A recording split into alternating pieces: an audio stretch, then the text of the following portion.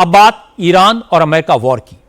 कई दिनों के सस्पेंस के बाद आज आखिरकार अमेरिका और ईरान ने पीस डील पर साइन कर दी। अमेरिका की तरफ से प्रेसिडेंट डोनाल्ड ट्रंप ने पेरिस के वर्साई पैलेस में मेमोरेंडम ऑफ अंडरस्टैंडिंग पर सिग्नेचर किए। तेहरान में ईरान के प्रेसिडेंट मसूद पेजेशकियान ने इस पर साइन किए और इससे पहले यह बताया गया था कि ईरान और अमेरिका के बीच डील पर स्विट्जरलैंड में सिग्नेचर होंगे। पहले डील साइनिंग सेरेमनी शुक्रवार को जिनेवा में होने वाली थी, लेकिन जिनेवा में प्रोटेस्ट हुए, जिसकी वजह से प्रोग्राम को स्विट्जरलैंड से दूर एक अलग शहर में शिफ्ट किया गया था। पहले यह बताया गया था कि वाइस प्रेसिडेंट जेडी वांस साइनिंग सेरेमनी के लिए स्विट्जरलैंड जाएंगे।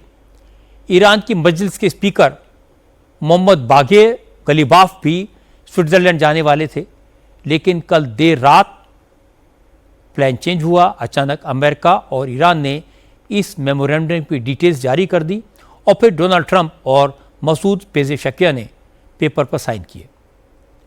इससे पहले दोनों देशों ने इस मेमोरेंडम पर डिजिटल सिग्नेचर किए थे। प्रेसिडेंट ट्रंप ने G7 समिट के लिए फ्रांस आने से पहले ही डिजिटल सिग्नेचर कर दिए थे। डील की डिटेल सामने आने के बाद अमेरिका में इसका कड़ा विरोध हो रहा है।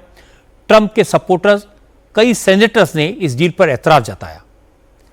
ट्रंप की रिपब्लिकन पार्टी के नेता कह रहे हैं कि 3 महीने के युद्ध में $200 बिलियन खर्च के आखिर ट्रंप ने क्या हासिल किया?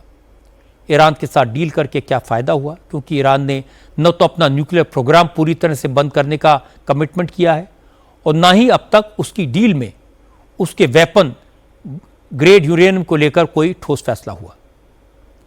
इसलिए प्रेसिडेंट ट्रंप ने कहा ईरान ने परमाणु बम नहीं बनाने का वादा पक्का किया है। अगर ईरान ने वादा तोड़ा तो अमेरिका के पास फिर से बमबारी का ऑप्शन खुला हुआ है।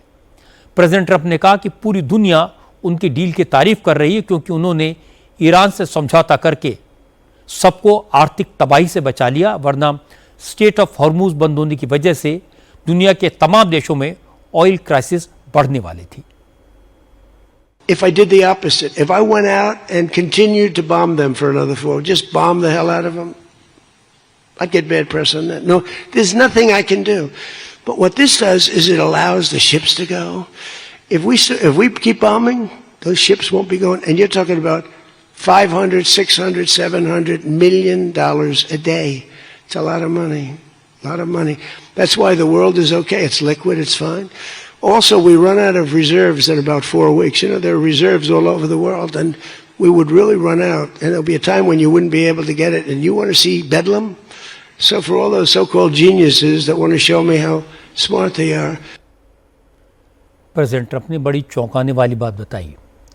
उन्होंने कहा अगर ईरान से डील नहीं होती तो पूरी दुनिया में हाहाकार मचना तय था, क्योंकि दुनिया के तमाम देशों के पास सिर्फ 4 हफ्तों का ही ऑयल रिजर्व बचा था। खुद अमेरिका के ऑयल रिजर्व कम हो गए थे।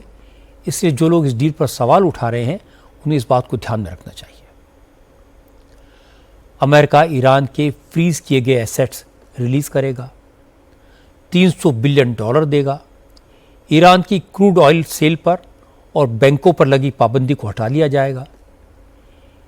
क्या ये सब ये साबित करने के लिए काफ़ी नहीं है कि ट्रंप किसी भी तरह से जंग के भूत से पीछा छुड़ाना चाहते थे?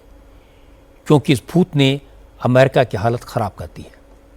जो ट्रंप ईरान में अपनी पसंद की सरकार कायम करना चाहते थे, ईरान की यूरेनियम को अमेरिका लाना चाहते थे, वो बिल्कुल पलट गए।